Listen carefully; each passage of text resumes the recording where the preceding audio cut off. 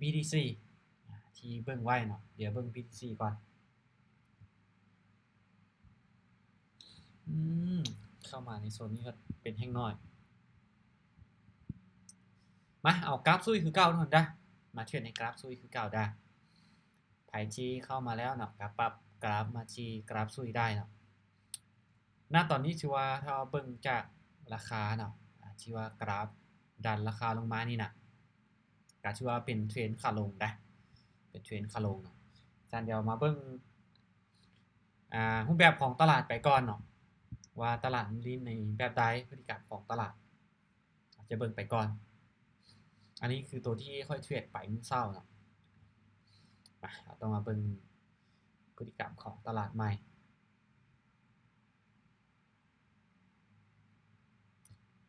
แต่ละคนมีกำไรและตี้มื้อนี้หรือว่าจังได๋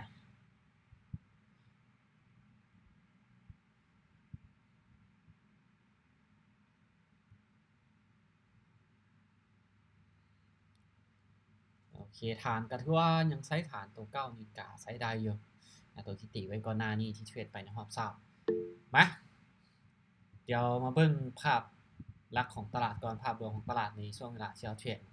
จังหวะนี้ถือว่าโอ้กราฟเทราคาลงมาหลายด้บ่กราฟนี่ถือว่าดันราคาลงมาอย่างต่อเนื่องเลยในระหว่างนี้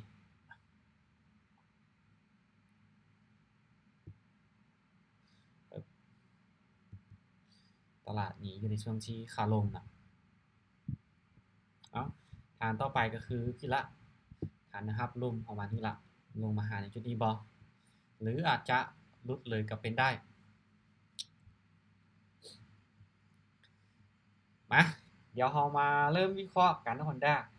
งบในรอบนี้เนาะตุ้ยเอามาที่377 USDT 77 USDT มีแต่ว่าไผที่เอางบมาเท่าไหร่ก็แล้วแต่เนาะพยายามบริหารต้นทุนเอาได้ตุ้ยจะย้ำอยู่เป็นประจำเนาะในห้องต้นทุนการบริหารความเสี่ยงของแต่ละคนเพราะว่าแน่นอนงบที่ทุกคนเอาเข้ามาและงบที่ทุกคนยอมรับความเสี่ยงได้เนี่ยมันบ่เท่ากันดังนั้นเนาะทุกคนมีงบเท่าใดก็อยากให้วางแผนการบริหารเงินมาให้มันชัดเจนว่าเขาจะเดินจากไม่จะบริหารเงินแบบใดให้มันชัดเจนเนาะซึ่งตัวนี้ก็มูลละจะได้5ไม้มูลละอย่างต่ำในการเดินเงินในการเดินเงินในการคูณเงินอย่างต่ำก็คือ5ออเดอร์ถ้าหากว่าบ่พลาดเกิน5ออเดอร์นี่นะโอกาสที่จะทำกำไรจากตลาดนี้มีแน่นอนล่ะแต่ถ้าพลาด5ไม้นี่ก็โอเคก็จะนี่ละ stop loss ก็จะหยุดมาเดี๋ยวเบิ่งกันเด้อเดี๋ยวออเดอร์ต่อไปตุ้ยจะเริ่มต้นเดินเงินไม้แรกก็คือ8 USDT ได้ไม้แรกจะไป8 USDT นะเดี๋ยวเบิ่งกันว่ารอบนี้จะเป็นจังได๋ถ้าหากว่าเบิ่งจากตลาดเนาะแน่นอนว่าขาลงชัดเจนอยู่แล้วเป็นไปได้เนาะจะพิจารณาที่ว่าจะตามขายอย่างเดียวได้ในจุดนี้จนกว่าที่ว่ากราฟเริ่มที่ว่าจะลงมาพอในจุดนี้มาไม่แรกขายได้ซิมไปตลาดไปทุกคนสามารถตามได้ส่วนได้เนาะไผที่เข้ามาเนาะหวังว่าอยากจะเก็งกำไรจากตลาดนำการให้วิเคราะห์ไปนำกันถ้าว่าโอเควิเคราะห์ตรงก็ตามวิเคราะห์บ่ตรงทุกคนสามารถสวนได้เนาะหรือถ้าโอเควิเคราะห์ไปคนละทิศคนละทางบ่ตรงกันทุกคนกลับผ่านไปได้ในจุดนั้นรอออกในจุดที่วิเคราะห์ตรงกันก็ได้มาเบิ่งหน่อไม้แรกของเฮาว่าจะเป็นจังได๋เอ้านิ่งกิ๊บคนเนาะโอเคไม้แรกบ่ลงบ่เป็นหยังปรับเงินได้มีแรกบ่ลงปรับเงินไปกันต่อ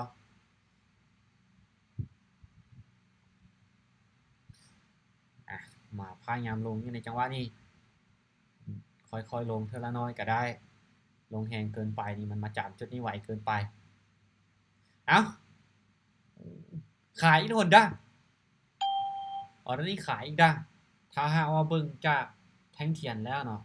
ก็ถือว่ามีการปฏิเสธราคาที่ค่อนข้างว่าจะหลายแต่ตุ้ย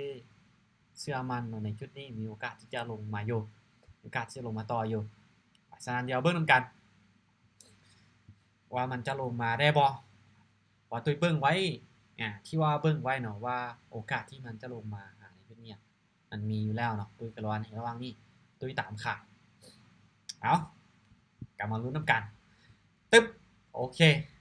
สวยมาไม่แรกผักยังปั๊บเงินคูณลงไปวินเดินเงินปกติเริ่มต้นอยู่ที่8 USDT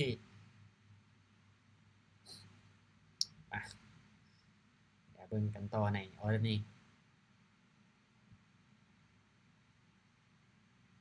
ก็ยังห่างหลายได้ยังห่างจากอยู่นี่หลายระหว่างนี้มันอาจจะลิ้นไซเวย์น้อยนึงแต่มีโอกาสจะลงต่อได้อยู่ตามขายได้ในระหว่างนี้มันอาจจะลิ้นในไซเวย์ในกรอบน้อยๆเนี่ยนั่นแหละระยะนึงเนาะแต่ว่าเบิ่งกันจะลุดในกรอบตัวนี้ลงมาบ่แต่ว่าบ่อยากให้มันลุดตัวนี้ขึ้นไปเนาะลุดในตัวนี้ขึ้นไปนี่บ่อยากให้มันลุดขึ้นไปถ้าลุดขึ้นไปนี่ต้องได้เบิ่งตลาดนี้อีกจังหวะนึงละไปจะลุดลงมาบ่แต่ตลาดตอนนี้คือเริ่มลิ้นแทงคู่ว่าจังใดคือนิ่งคักเทล่ะตึ๊บบ่ลงเนาะมาบ่ลงบ่ยังปั๊บเงินเด้อยังบ่ไปบ่มายังอยู่ในกรอบจุดนี้อยู่โอเคเริ่มลงมาละรอประมาณในช่วง5วิสุดท้ายของถ้ากราฟมันโอเคมันบ่มีหยังผิดพลาดพอสวิงขึ้นไปเป็นเขียวโอ้บ่ออกออเดอร์ได้แล้วมันยิงอยู่เป็นแดงประมาณเนี้ยขายได้เกือบขึ้นไปเขียวเนาะโอ้โหเกือบแต่ว่าตุยกาเห็นไปที่ฟังขายพอไปที่ออเดอร์ขายแล้วไหนออเดอร์นี่เอาแกมาดูน้ำกันว่ามันจะลงมาได้บอกกาถ้าหากว่าเบิ่งจากที่พฤติกรรมของเทียนคือที่ว่าอดีตมันลิ้นแห่งคู่นี่มันก็มีโอกาสที่จะลงมาต่อได้โอกาสที่จะลงมาต่อได้ในจุดนี้บอก1 2 3แทงตัวนี้คู่ที่4จะมาบอกคู่ที่4วัดจังใดตึ๊บโอเคแล้วกราฟนะตอนนี้ยังบ่ทันไปใส่ได้อาจจะลงมาสร้างรูในจุดนี้แล้วลิ้นในไซด์เวย์ขึ้นลงในกรอบน้อยๆนี่ช่วงที่ว่าราคานี่นะยังบ่ไปใส่ปั๊มเงินได้ขายอย่างเดียวกันมีแต่ออเดอร์ผ่านแน่นอนแล้วก็วินแน่ออเดอร์นี้ผ่านคนได้ในใจนี้อยากจะขายอย่างเดียวนะแต่ว่าคือที่หู้นะที่ผ่านมาเขากระเทรดมาเบิ่งตลาดมาระยะนึงแล้วกราฟมันลิ้นเป็นแท่งคู่แน่แล้วก็บวกกับตลาดที่ว่ามันไซด์เวย์ที่ลิ้นนี่กรอบราคาเขาจะน้อยนะรอแต่ว่าให้กราฟมันลุดตัวนี้ลงมาลุดกรอบจะลุดตัวนี้ลงมาว่าจะลงมาได้บอเพราะก็คือที่ตุ้ยบอกไปว่าที่ตุ้ยเบิ้งเนาะราคามันมีโอกาสที่จะลงมาหาในจุดนี้โดยเฉพาะเซลล์อย่างเดียวหรือว่าขายอย่างเดียวแทงตัวนี้เป็นเสมอป่ะไปจากเมื่อไรจ้าไปซี่ออเดอร์นะถ้ามันลุดกรอบตัวเทิงนี้ขึ้นไปกับมีโอกาสที่มันจะขึ้นไปสร้างหายใหม่เนาะแล้วบรรลุในแบบนี้กะตามขายอีกคือเก่าได้เอาขายอีกเก่าได้ขายที่ใช้เทคนิคตัวใดหรือกลยุทธ์ตัวใดกันมาแชร์กันได้เนาะหลังจากที่ออกออเดอร์กันแล้วเดี๋ยวผมอยากให้เอิ้นออเดอร์แบบแทรกกันในช่วงเวลาที่จานออกจากไม้ละจานคอยจักรถออกออเดอร์เนาะออกไปส่วนอาจารย์ส่วนโอเคออกไป5ออเดอร์เนาะออเดอร์นี้เป็นออเดอร์ที่5ที่ไปออกไปทั้งหมดก็คือ5ออเดอร์เอามาเบิ่งกันว่าแดงบ่นิ่งไว้ตึ๊บโอเคถือว่ายังลิ้นในกรอบอยู่เอาไปกันต่อถือว่ามันยังลิ้นในกรอบอยู่นะยังบ่ไปใส่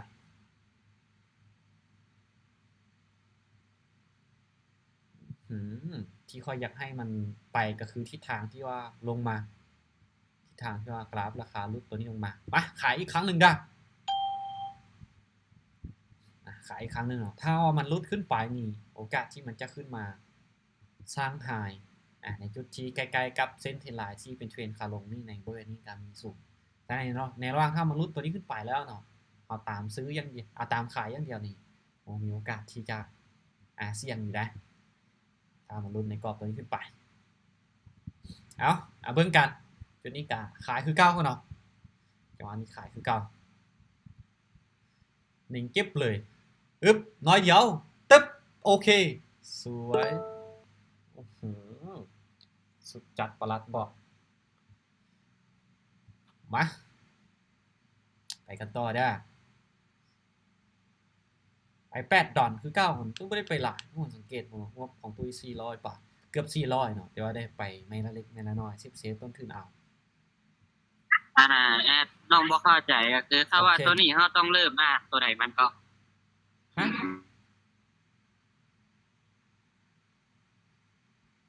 ขอคำถามมาอีกครั้งหนึ่ง น้องบ่เข้าใจเนาะถ้าว่ามันเป็นแนวนี้นี่เราต้องเริ่มแต่ตัวใดมัน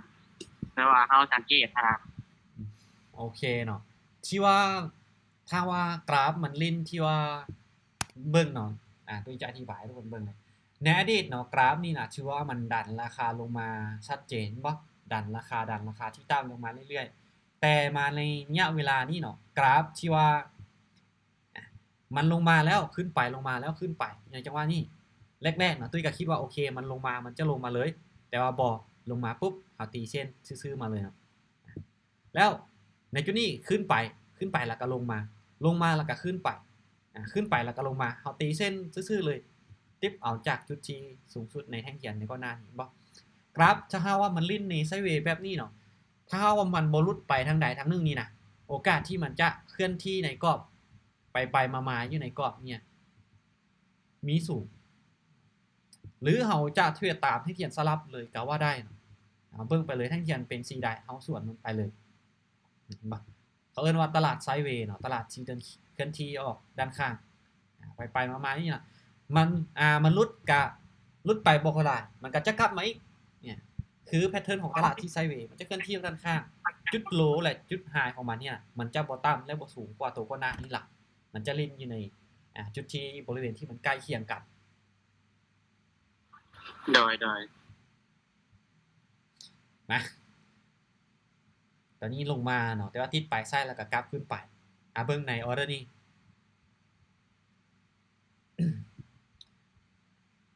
มาออเดอร์นี้ตามขายอีกนะขายอีกเก่าได้ซึ่งเนาะถ้าว่าเทียบจากเนื้อเทียนนี้มันลดขึ้นไปแล้วแต่ถ้ามาเบิ่งจากปลายไส้เทียนในแท่งแดงตัวนี้เนาะก็ถือว่ายังติดอยู่ซะนั้นแท่งตัวนี้เนาะลดเนื้อเทียนลงมาแล้วแต่ว่าติดปลายไส้เทียนเนี่ยมันกลับขึ้นไปฉะนั้นจังหวะที่มันลงในจังหวะนี้ขึ้นไปในบริเวณนี้ก็มีโอกาสที่จะลงมาได้เนาะอาจจะขยับกรอบที่มันใหญ่ขึ้นไปอีกน้อยนึงแต่เอาเบิ่งกันว่ามันจะลงมาได้บ่เอาว่าจังใดขึ้นไปยาวเลยโอเคเท่าออเดอร์นี้ชัวร์ลงมาบ่ได้มาถ้าเอาลงมาบ่ได้เนาะโอกาสที่มันจะขึ้นไปสร้างหายใหม่ไกลกับเส้นเทรนไลน์ที่เป็นเทรนขาลงเนี่ยหรือเป็นฐานแนวต้านเลยก็ว่าได้ปฏิจากจุดสูงสุดอดีตของมันลงมาปรับเงินได้หรืออาจจะกลับตัวเลยก็ว่าได้มาออเดอร์นี้ขายก่อนเด้อถ้าว่ามันเริ่มที่จะรุดเส้นเทรนไลน์ตัวนี้ขึ้นไปนี่โอเคจึงจะพิจารณาไปที่ฝั่งซื้อตัวนี้ก็ถือว่ามันก็ขึ้นมาใกล้กับเส้นตัวนี้หลายแล้วเนาะเส้นเทรนไลน์ที่ตีเป็นเทรนขาลงนี่แหละแต่ดีแท้ก็คือให้มันขึ้นมาตามปุ๊บแล้วมีแพทเทิร์นตลาดที่ว่ามีการย่อตัวเนี่ยโอเคแต่ในออเดอร์นี้ก็ถือว่าไปที่ฝั่งขายก่อนก็ถือว่ามันใกล้ละค่อนข้างจะใกล้หลายละมาอย่าเบิ่งนำกันในออเดอร์นี้ว่าจังใดโอเคสวยงามนี่มาไปกันต่อเด้อ8 USDT คือเก่าบ่โอ้นิ่งพอเนาะแท่งเขียนตัวนี้อยากค่อนข้างว่าจะนิ่งค่อนข้างว่าจะนิ่งได้โอเคผ่านได้มันเคลื่อนที่ในช่องท้ายเนาะแต่ถ้าว่าไปเขาจะไปทางใดกันแน่นอนเนาะขายอย่างเดียวมาเดี๋ยวรอให้มันขึ้นไปทดสอบกับฐานแนวต้านตัวนี้ก่อนที่มันเป็นเทรนขาลงก่อนรอมันขึ้นไปทดสอบจักหน่อยเนาะเดี๋ยวจะค่อยเข้าออเดอร์ขายอีกครั้งนึงบอกว่าในออเดอร์นี้มีไผได้ออกบ่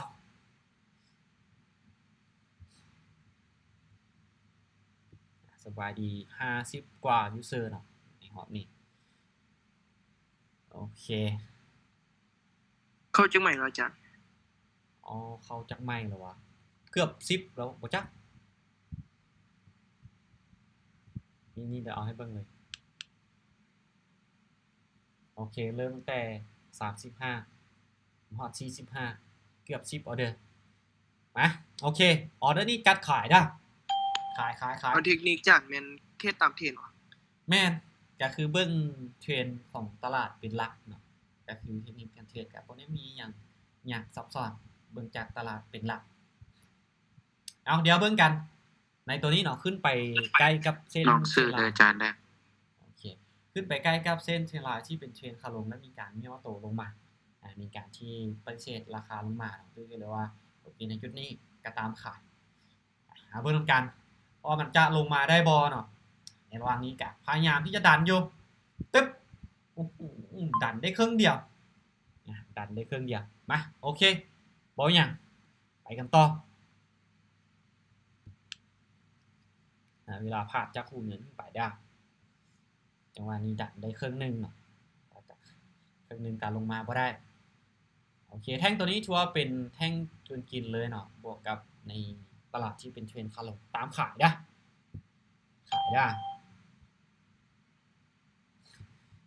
มาเดี๋ยวลบเส้นตัวนี้ออกก่อนตึ๊บ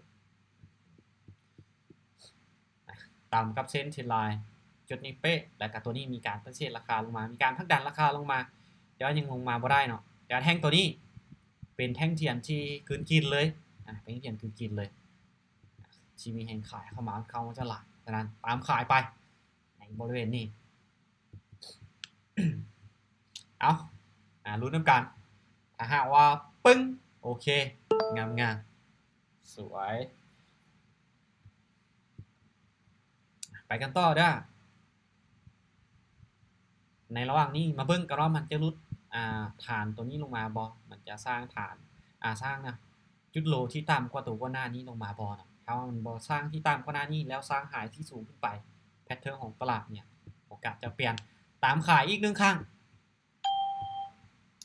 ตามขายอีก1ครั้งได้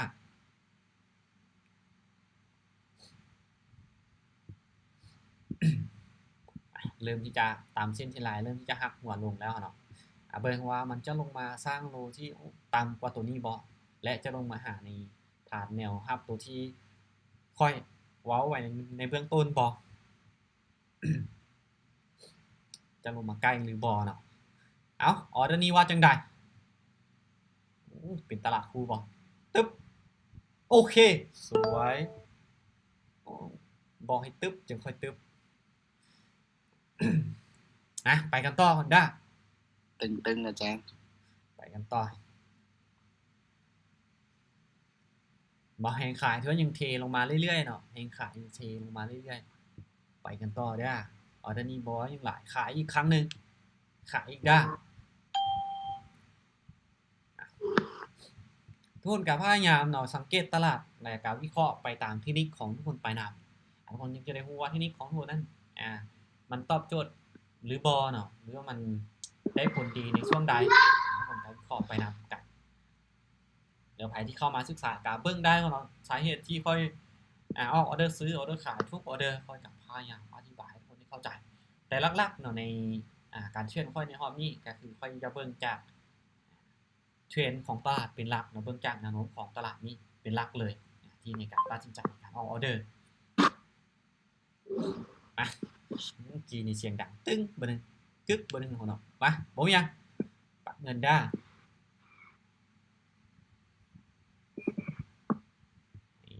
เริ่มที่จะดันราคาขึ้นไปอยู่เริ่มที่จะดันราคาขึ้นไปอยู่มาขายอีกครั้งนู่นด้าขายอีกครั้งเนาะดันราคาลงมาละเอ้ามันยังติดในจุดนี้บ่ยังติดในรูปแบบของตลาดที่เป็นเทรนขาลงบ่เชื่อว่าต้องลงมาได้ละจังหวะนี้ขึ้นไปเก็บไซส์น้อยนึงแล้วก็จังหวะก็ลงมาบ่พอตัวที่มันปฏิเสธราคาตัวนี้เนาะขึ้นมาพอดีกับที่มันปฏิเสธราคาเลยดังนั้นเดี๋ยวเบิ่งนำกัน จะลงมาได้บ่ว่าจังใดตึ๊บเสมอโอเคเสมอบ่ได้แล้วก็บ่เสียเป็นหยังปั๊มเงินไปกันต่อ15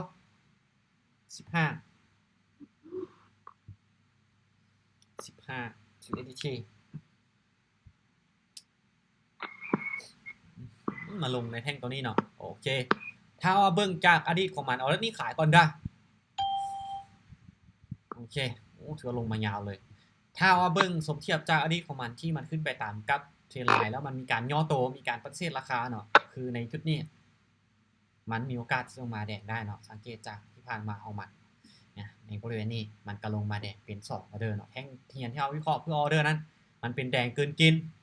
ในจุดที่เป็นฐานเนื้อต้านในโซนที่เป็นเทรนไลน์เป็นขาลงแบบเนี้ยตามขายลงมาคือกับอดีตของมันเลยเอาเบิ่งนำกันว่าจึงได้ว่ามันจะนิ่งให้เอาในบริเวณนี้ได้หรือบ่โอเคสวยนี่มาจึงได้ไปขั้นต่อเด้อปั๊บเงินได้ใครที่มีเสียงรบกวนปิดไมค์ให้ตุ้ยก่อนเด้ออาจจะรบกวนคนอื่นอาจจะยินบ่ซักนะปิดไมค์ให้ตุ้ยก่อนเด้อ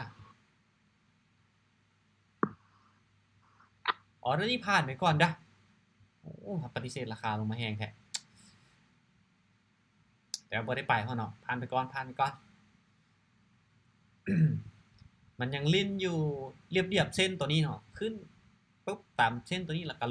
ลงมาระยะนึงก็ขึ้นต่ำแล้วก็ลงยังลิ้นในเรียบเส้นอยู่เรียบเส้นเทรนไลน์ที่เราตีอยู่ออกเป็นยังออเดอร์นี้บ่ได้ออกกับบ่เป็นยังรอออเดอร์ต่อไป เขียวจะลุดขึ้นไปบ่รอเบิ่งถ้ามันบ่ไปใส่ก็คือในจุดนี้ก็ตามขายอย่างเดียวนี่ล่ะโอเคเริ่มเห็นขายที่เทลงมาแล้วBitcoinก็ถือว่าราคาลงมาเด้อเบิกจากตัวนี้เนาะสีแดงลงมาตามขายนะขายออเดอร์นี้ขายคือเก่า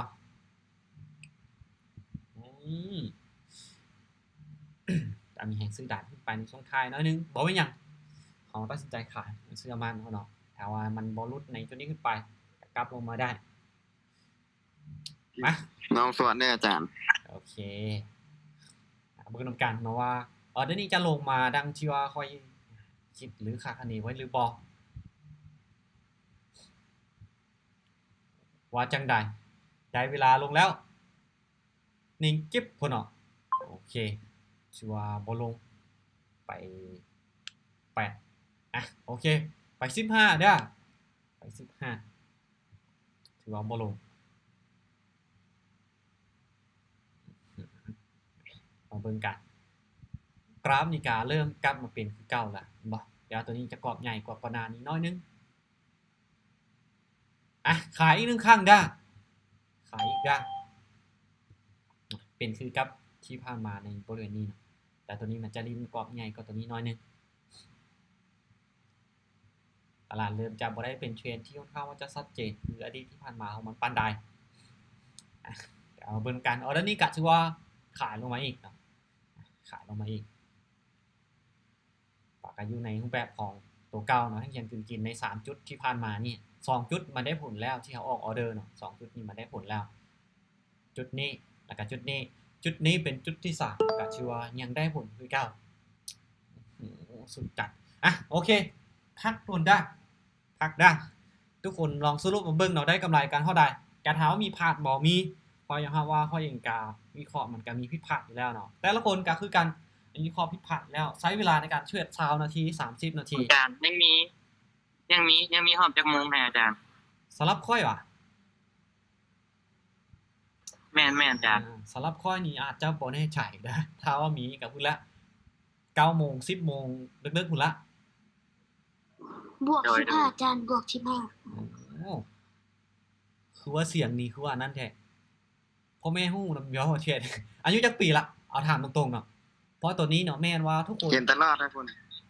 แม่นว่าทุกคนก็สามารถที่จะเทรดได้บ่จำกัดอายุเนาะแต่ในที่นี้ก็คือ ความเสี่ยงของมันค่อนข้างว่าจะสูงฉะนั้นคนที่เข้ามาเนาะที่ตุ้ยทอต่ำกว่า18เนาะสำหรับตุ้ยก็คือ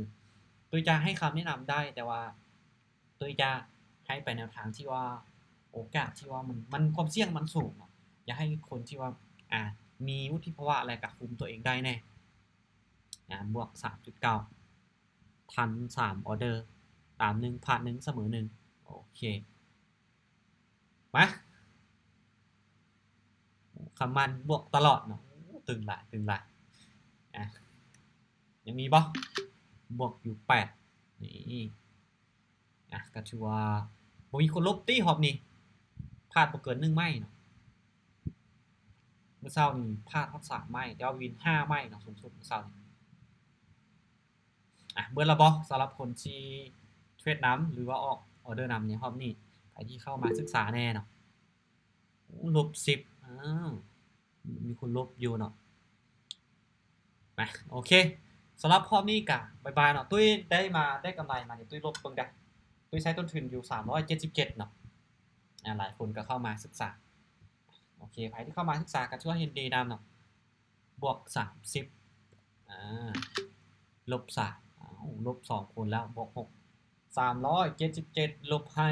437ตุ้ยได้กำไรมา$60ในรอบนี้เนาะก็ถือว่าโอเคเพราะตุ้ยเดินเงินไม้ละน้อยเนาะงบ300ปลายตุ้ยก็เซฟต้นทุนเอาเพราะบ่ฮู้ว่า